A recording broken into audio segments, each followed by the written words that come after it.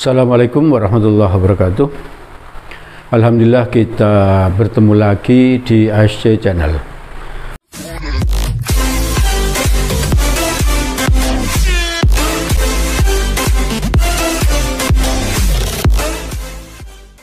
Pembelajaran matematika mudah menggunakan nalar.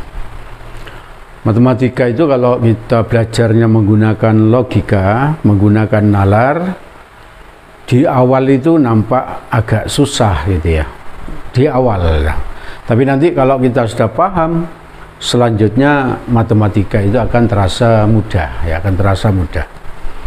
Jadi jangan menganggap kalau belajar matematika itu seperti membalik tangan gitu ya. Memang awalnya agak susah, kita gunakan nalar kita gunakan logika kita. Tapi kalau kita sudah paham, maka matematika itu menjadi mudah. Apalagi nanti kalau kamu ikut tes masuk perguruan tinggi negeri, tesnya itu berupa TPS matematika, tes potensi skolastik, banyak menggunakan nalar. Rumus yang digunakan hanya sedikit. Jadi mari kita latihan menggunakan nalar kita, menggunakan logika kita.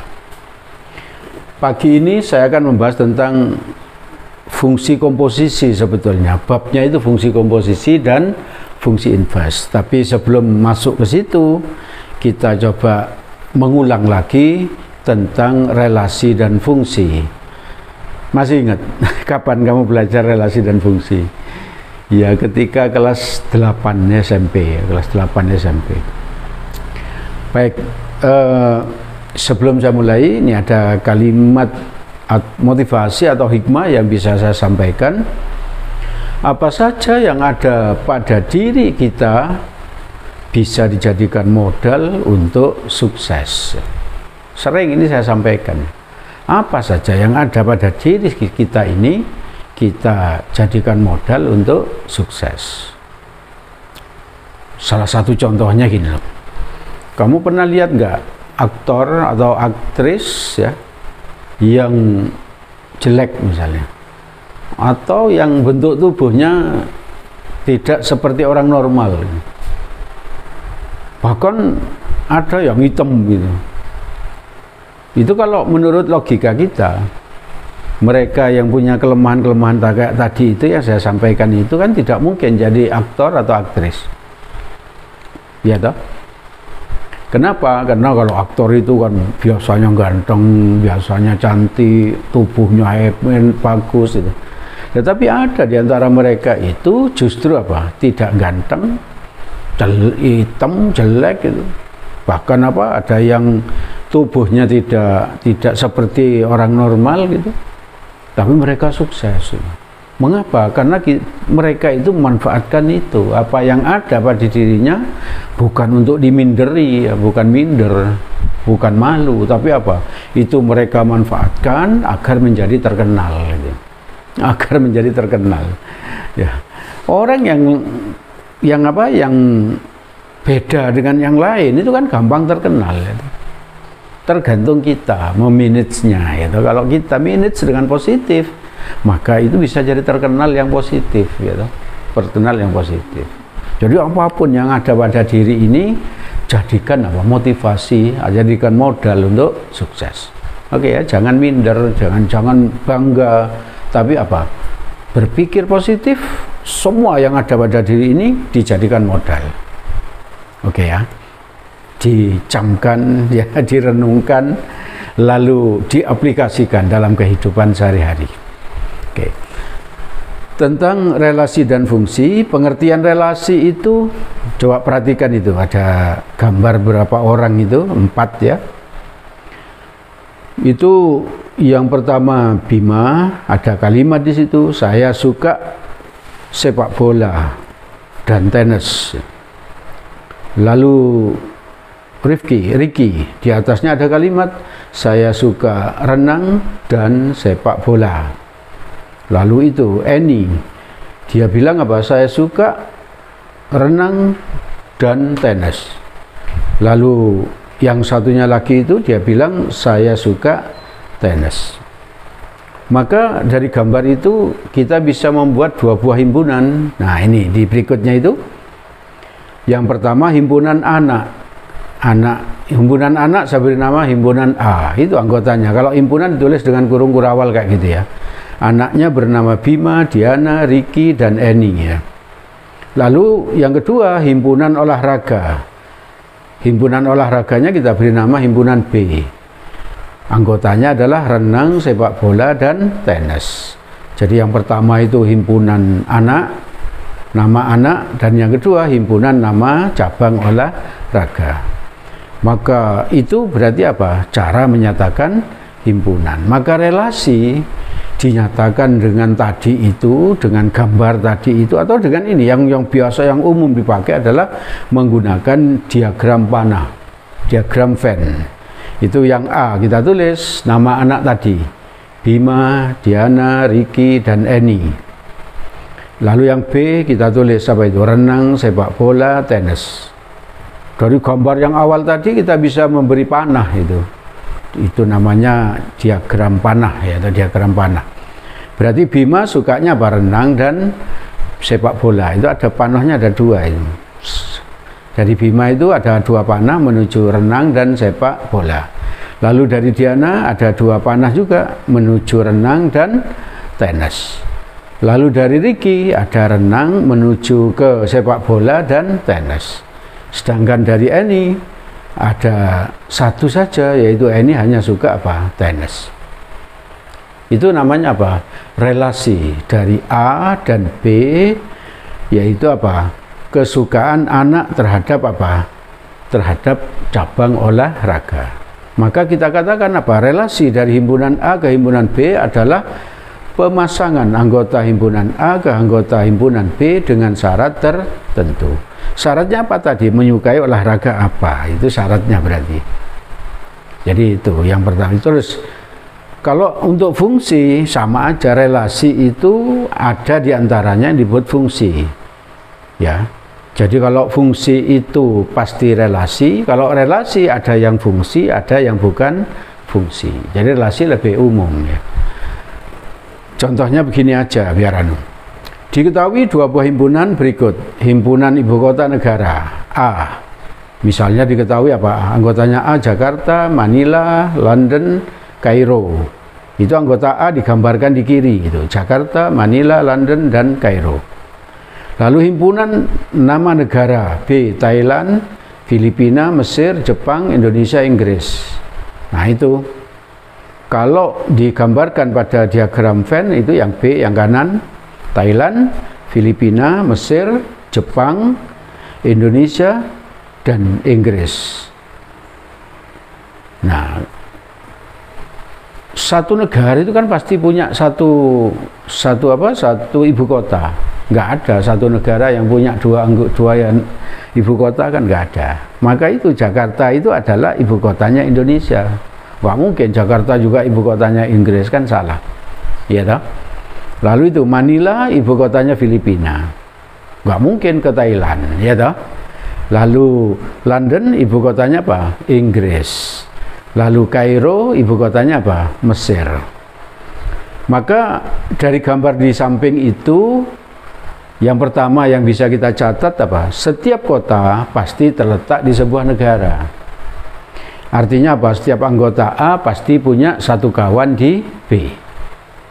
Itu syarat pertama fungsi berarti. Setiap anggota A pasti punya kawan di B. Ya toh? Lalu yang kedua, tidak ada sebuah kota yang menjadi ibu kota lebih dari satu negara. Artinya apa? Anggota A punya tepat satu kawan di B. Itu. Jakarta punya satu kawan. Manila punya satu kawan. London punya satu kawan. Kairo punya satu kawan. Jadi itu merupakan syarat dari fungsi. Jadi syaratnya, perhatiannya itu kepada yang A ya. Yang pertama apa? Semuanya punya kawan satu ya. Kalau dibuat sederhana kalimatnya, semuanya punya kawan. Lalu yang kedua apa? Tangannya cuma satu ya. Kawannya cuma satu. Jadi tidak mungkin dua. Kalau kawannya dua berarti tidak punya, itu bukan fungsi ya. Kalau ada yang tidak punya kawan, berarti bukan fungsi. Jadi fungsi adalah, nah itu di halaman berikutnya itu adalah, atau pemetaan, fungsi itu disebut juga pemetaan, adalah relasi khusus. Setiap anggota A mempunyai tepat satu kawan di B. Setiap anggota A punya tepat satu kawan di B. Jadi semuanya punya anggota dan kawannya cuma satu. Itu. Lalu kalau kita perhatikan lagi gambar yang tadi itu, Jakarta, Manila, London, Kairo, dan seterusnya, yang A itu disebut domain, ya, daerah asal. Domain, daerah asal. Lalu yang B semuanya, semua anggota B itu disebut kodomain, yaitu daerah kawan. Dan yang diwarnai itu yaitu Filipina, Mesir, Indonesia, dan Inggris, atau lebih mudah kalau dikatakan apa, yang dituju anak panah itu disebut daerah hasil atau ring. Jadi A, Jakarta, Manila, dan seterusnya daerah-daerah asal atau domain. Yang B itu kodomain atau daerah kawan. Yang dituju panah adalah ring atau daerah hasil, range, ya, atau daerah hasil. Kita coba lihat contoh satu.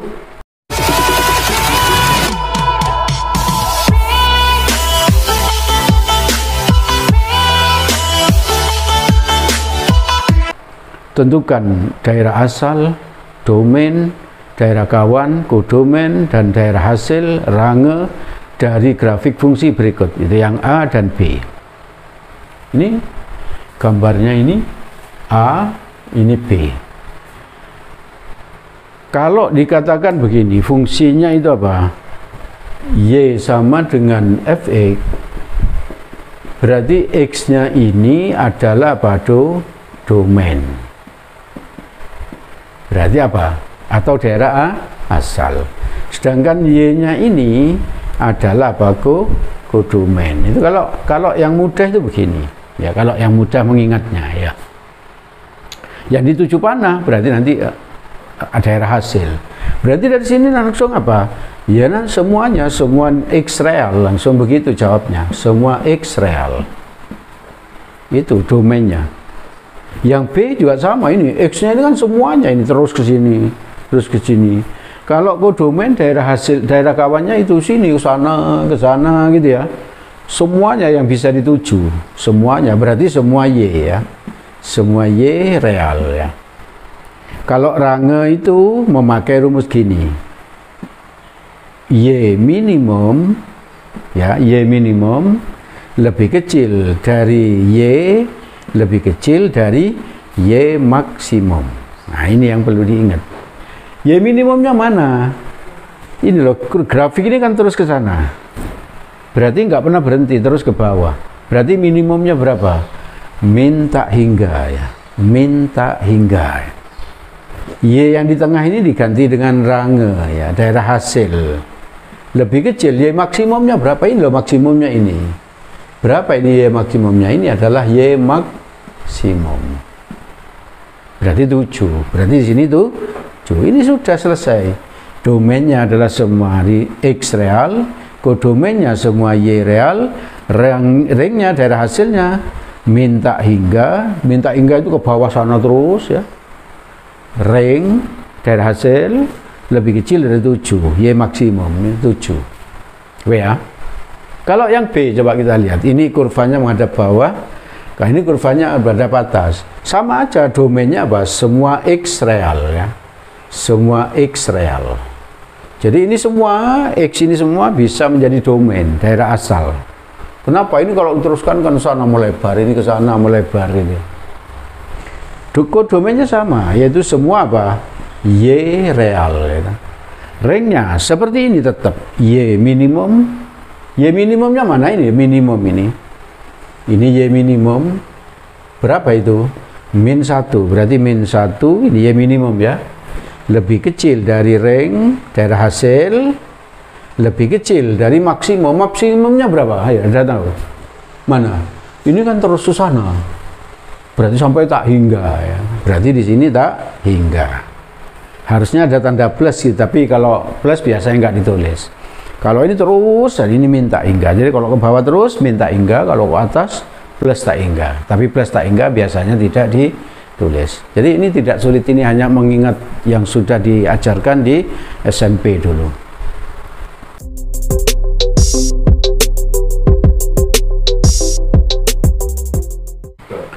Baik, kita lanjutkan mengingat kembali relasi dan fungsi. Relasi dan fungsi. Tadi kita sudah mengenal adanya domain, kodomain, ring, dan terus sekarang kita coba membahas soal yang bentuknya grafik ya, yang bentuknya grafik. Sebelum itu saya beritahu bahwa di belakang nanti itu ada soal ya yang bisa kamu latih. Ya. Bisa kamu latih, dicoba aja ya, dicoba dengan mengingat lagi teori yang sudah disampaikan. Nanti kalau ada kesulitan bisa menghubungi nomor WA pribadi yang ada di paling belakang. Ya. Ingin bertanya tentang soal itu atau pembahasan kita yang sedang kita bahas ini, atau matematika secara umum, itu bisa saja dilakukan ya. Yang serius ingin berdiskusi pasti dilayani. Baik, sekarang kita bahas contoh yang kedua.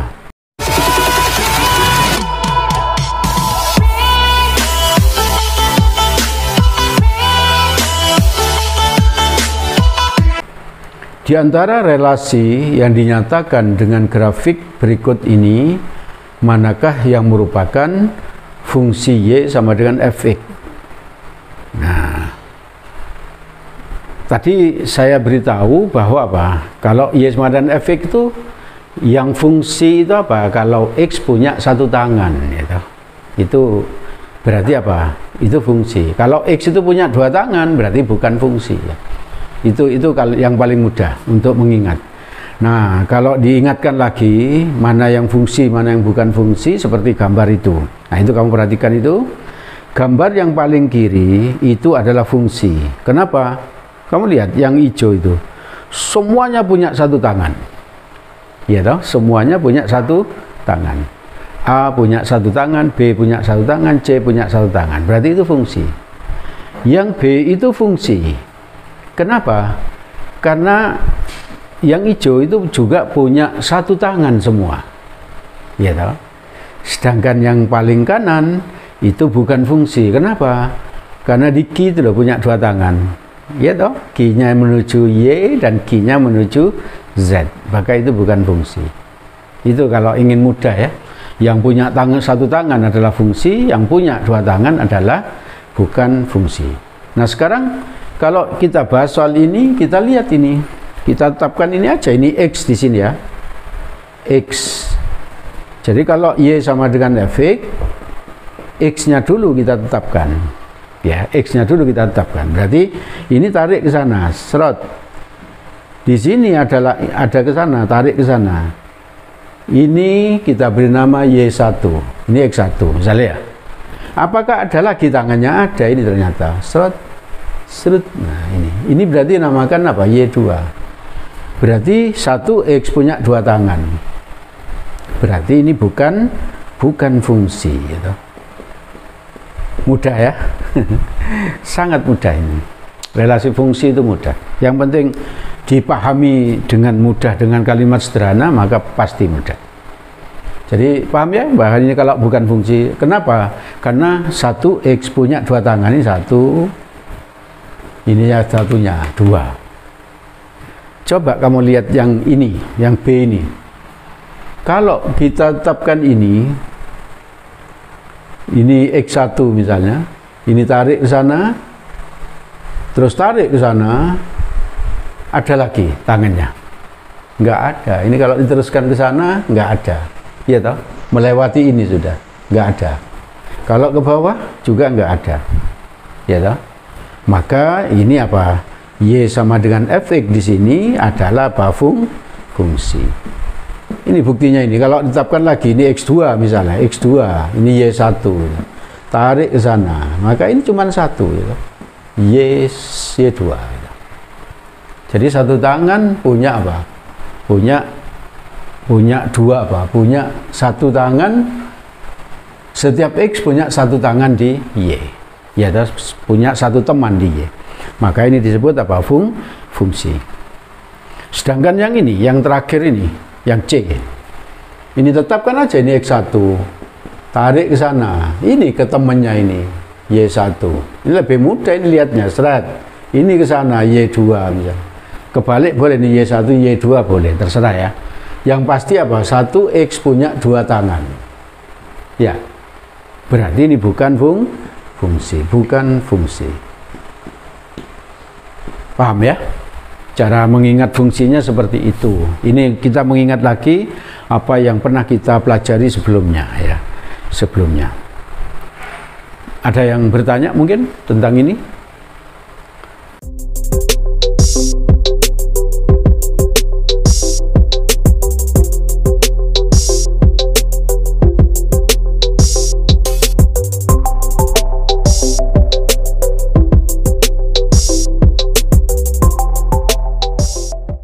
Oke, baik. Saya kira cukup yang saya sampaikan. Insya Allah bermanfaat bagi kalian. Ini dipahami ya. Nanti selanjutnya kita akan menuju ke materi yang sebenarnya. Ini masih pengantar mengingat kembali ya. Agar nanti lebih mudah di dalam mempelajari fungsi komposisi dan fungsi inverse. Oke, saya kira cukup. Semoga bermanfaat bagi kalian dan semoga kalian sukses. Assalamualaikum warahmatullahi wabarakatuh.